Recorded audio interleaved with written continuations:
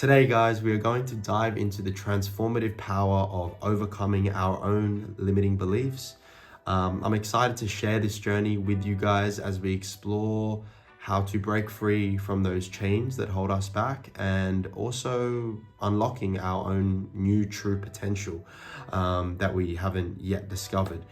Whether you guys are 15, 20, 25, or 30, whatever age, this message is for you. So let's hop into it, man. So there are 6 steps to overcoming our own limiting beliefs. Number 1 is to acknowledge your limiting beliefs. So as simple as that sounds, a lot of us don't do it. What that is a belief pops up as a thought in our heads, and during our day-to-day activities, it passes through us and we don't really acknowledge that they're there.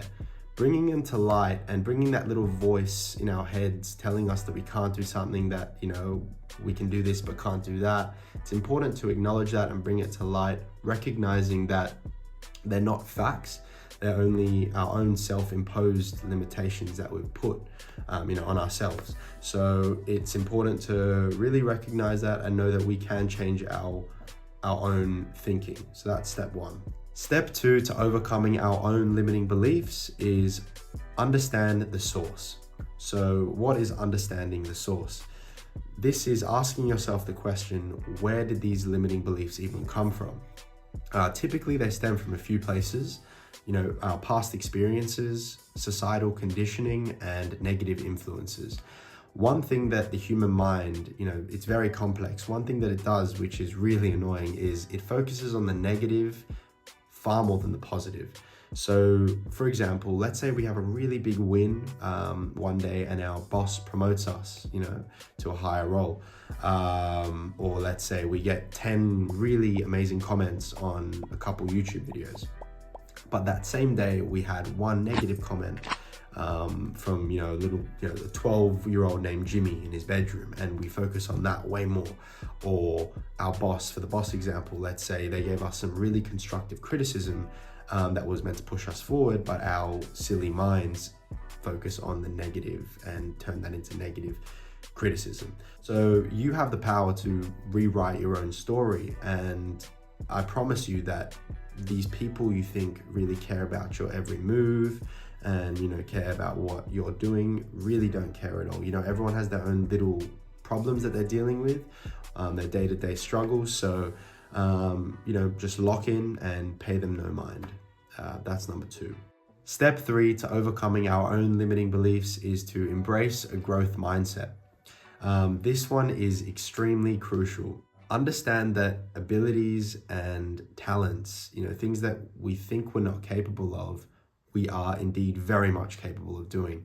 All it comes down to is dedication, hard work, and a combination of a willingness to learn and an open mind, constantly being curious, having that curiosity.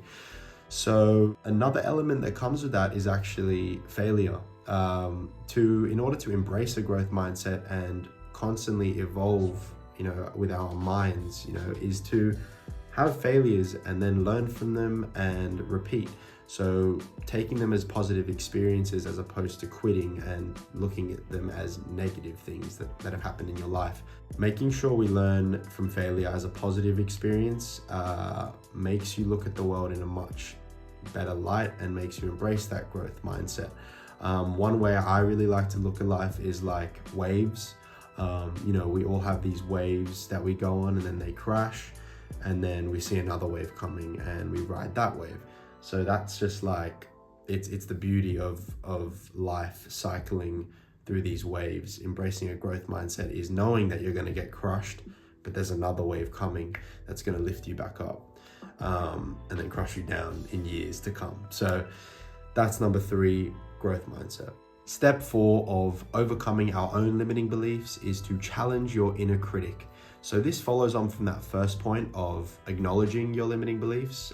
What this one does though is challenging those beliefs that were once acknowledged. So, as I said, we all have that little voice in our head telling us we can't do something. And with that comes a lot of self-doubt and negative self-talk.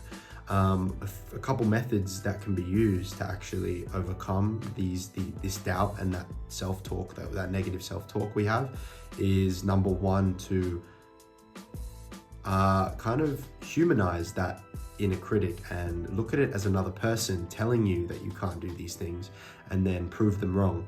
So that's one method that's pretty good. And then number two is to tell ourselves positive affirmations.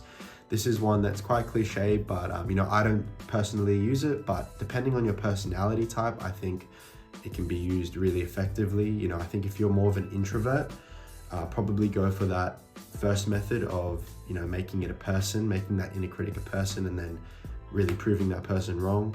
And then if you're an extrovert, probably the positive affirmations may work better for you. So yeah, those are two methods. And also don't forget to surround yourself with people who encourage you and believe in your potential, in a sense. It's very hard to find those people, but once you do, keep them. Step 5 is to take inspired action. This is the biggest one that gets most people.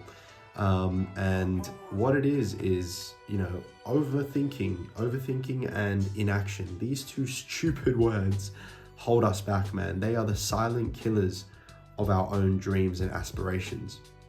Making sure to break down, well, first off, start with whatever's in your mind, whatever you're thinking of doing, start with it. And then break down your goals into small steps. Break them down so that they're manageable. And also don't forget to celebrate those small wins.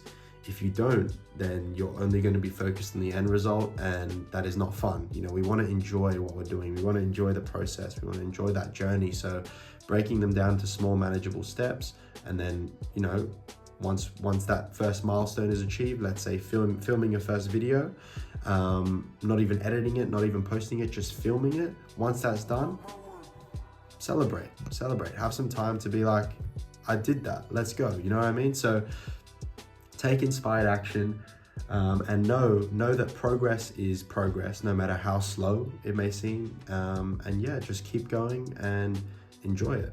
Finally, the last step to overcoming our own limiting beliefs is to seek support and inspiration.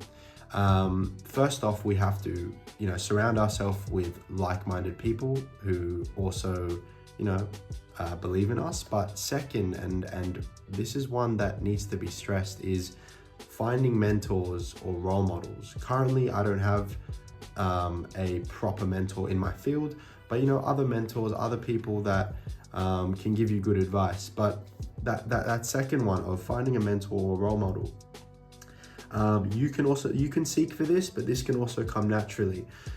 For example, seeking for it in one way, let's say you're a content creator, being sure to go on YouTube and look up people that have done what you've done, right? Or whatever field you're in. Let's say you're in finance, looking at someone who's already done it and asking them, just to have some of their time, go for a coffee with them, really picking people's brain, and seeking that inspiration will help to overcome your limiting beliefs. You're gaining knowledge from people who have already done it. These people have spent hours, weeks, even years just experimenting, trying, testing new things, new methods in the industry that you are in the same pretty much similar career path that you're choosing to, go down. So it is important to find those people. This may take time, but other times it can come naturally when you do make some progress. So yeah, seeking that support is really, really crucial, as it can save you a lot of your time. And as we know, time is money. Time is the only thing that we really do have in the end that is constant. So make sure to seek that support and inspiration in your chosen career field.